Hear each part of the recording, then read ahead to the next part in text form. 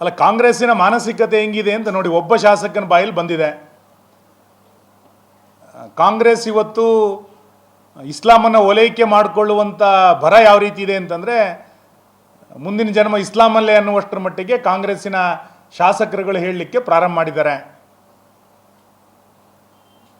ಇಸ್ಲಾಮಲ್ಲೇ ಜನ್ಮ ತಾಳಲಿ, ಅದು ಪಾಕಿಸ್ತಾನದಲ್ಲಿ ಆಗಲಿ ಅಂತ ನಾನು ಆಶಿಸ್ತೇನೆ. ಅಲ್ಲ, ಭಾಳ ಸ್ಪಷ್ಟ ಏನಂತಂದರೆ, ಈ ಸರ್ಕಾರ ಒಂದು ಸಮುದಾಯದ ಪರವಾಗಿಯೇ ಕೆಲಸ ಮಾಡಿರುವಂಥದ್ದು. DJ-ಹಳ್ಳಿ KG-ಹಳ್ಳಿಯ ಕೇಸು, ಹುಬ್ಬಳ್ಳಿಯ ಕೇಸು, ಇವೆಲ್ಲದರ ಬಗ್ಗೆಯೂ ಕೂಡ ಭಾಳ ದೊಡ್ಡ ಪ್ರಮಾಣದಲ್ಲಿ ಕೇಸುಗಳನ್ನು ಹಿಂತೆಗೆದುಕೊಂಡಿದ್ದರ ಪರಿಣಾಮ ಇವತ್ತು ಗಲಭೆ ಮಾಡೋರಿಗೆ ದೊಡ್ಡ ಪ್ರಮಾಣದ ಪ್ರಚೋದನೆ. ನಾನು ಅದಕ್ಕೆ ಹೇಳಿದ್ದು, ಸರ್ಕಾರದ 3ನೇ ಮಹಡಿ ಮತ್ತು ವಿಧಾನಸೌಧದ 3ನೇ ಮಹಡಿ, ಮುಖ್ಯಮಂತ್ರಿಗಳ ಕಚೇರಿಯ ನಡವಳಿಕೆಯೇ ಈ ರೀತಿಯಾದಂಥ ಗಲಭೆಕೋರರಿಗೆ ಪ್ರೇರಣೆಯನ್ನು ಕೊಡ್ತಾ ಇದೆ ಅಂತ.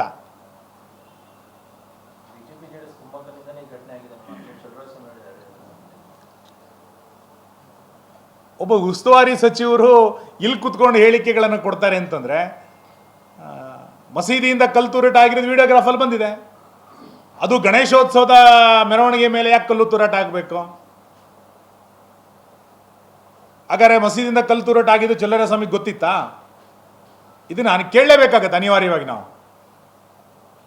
ಹಾಗಾಗಿ ಸರ್ಕಾರ ಬುರ್ಕಾ ಹಾಕ್ಕೊಂಡು ತನಿಖೆ ಮಾಡೋದನ್ನು ನಿಲ್ಲಿಸಿ ಕಾಕಿಗೆ ಸ್ವತಂತ್ರವಾದಂಥ ಅಧಿಕಾರವನ್ನು ಕೊಡಬೇಕು.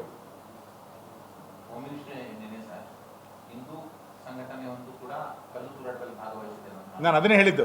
ಅವ್ರ ಪತ್ರಿಕಾಗೋಷ್ಠಿಗಳೆಲ್ಲವೂ ಕೂಡ ಏನು ಅಂತ ಕೇಳಿದರೆ, ಯಾವ್ದಾದ್ರು ಗಲಾಟೆ ಆದರೆ ಅಲ್ಲಿ ಹಿಂದೂ ಕಾರ್ಯಕರ್ತರಿದ್ದಾರೆ, ಹಿಂದೂ ಸಂಘಟನೆಗಳಿದೆ ಅಂತ ಹೇಳ್ತಿದ್ದಾರೆ. ಅಂದರೆ ತನಿಖೆ ಆರಂಭವಾಗದೆ ಬುರ್ಕ ಹಾಕ್ಕೊಂಡು, ಹಂಗಾಗಿ ಅವೆಲ್ಲದೂ ಕೂಡ ಕಾಣ್ತಾ ಇರೋದು. ಅದನ್ನು ತೆಗೆದು ಕಾಕಿಗೆ ಪೂರ್ತಿಯಾದಂಥ ಸ್ವತಂತ್ರವನ್ನು ಕೊಡಲಿ, ನಿಜವಾದಂಥ ಆರೋಪಿಗಳು ಪತ್ತೆ ಆಗ್ತಾರೆ.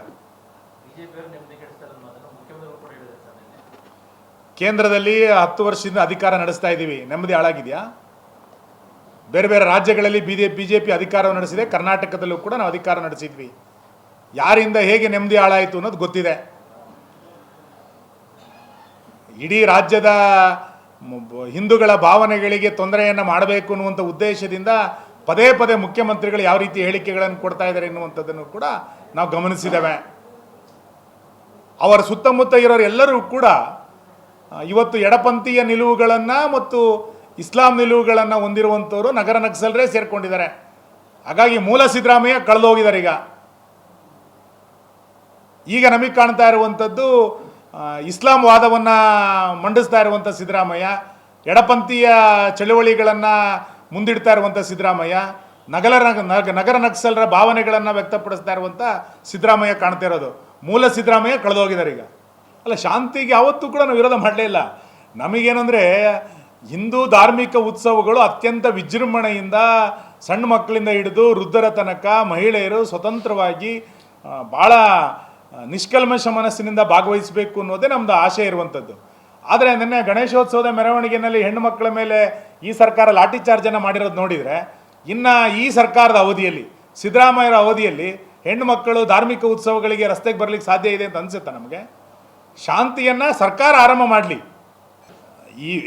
EVM ಮಿಷನ್ ಆರಂಭ ಆಗಿದ್ದು ಈ 1-2 ವರ್ಷದಲ್ಲ, ಕಳೆದ ಹಲವು ವರ್ಷಗಳಿಂದ, ಹೆಚ್ಚು ಕಡಿಮೆ 2004ನಿಂದ ಇದು ಪ್ರಾರಂಭ ಆಗಿದೆ. ಅವತ್ತಿನಿಂದ ಕಾಂಗ್ರೆಸ್ಸು ಸಾಕಷ್ಟು ಕಡೆಗಳಲ್ಲಿ ಅಧಿಕಾರಕ್ಕೆ ಬಂದಿದೆ, ಆ ರಾಜ್ಯವನ್ನು ನಡೆಸಿದ್ದಾರೆ. ಇವತ್ತು ಏಕಾಏಕಿ ಒಂದು ಮಿಷನ್ನಿನ ಬಗ್ಗೆ ಅವಹೇಳನವನ್ನು ಮಾಡುವಂಥದ್ದು, ಅದನ್ನು ಪ್ರಶ್ನೆ ಮಾಡುವಂಥದ್ದು ಒಂದು ನ್ಯಾಷನಲ್ ಪಾರ್ಟಿಗೆ ಶೋಭೆ ತರುವಂಥದ್ದಲ್ಲ. ಟೆಕ್ನಾಲಜಿಯ ಯುಗಕ್ಕೆ ಭಾಳ ದೊಡ್ಡ ಪ್ರಮಾಣದಲ್ಲಿ ಬರ್ತಾ ಇದ್ದೀವಿ. ಇಂಥ ಸಂದರ್ಭದಲ್ಲಿ ನಮಗೆ ಶಿಲಾಯುಗವೇ ಬೇಕು ಅಂತೇಳಿ ಮುಖ್ಯಮಂತ್ರಿಗಳಿಗೆ ಸರ್ಕಾರಕ್ಕೆ ಅನಿಸಿದರೆ ಇವ್ರಿಗೆ ಇನ್ಯಾರು ಬುದ್ಧಿ ಹೇಳೋದು? ಶಿಲಾಯುಗದ ಆಡಳಿತವನ್ನು ನಡೆಸಿ.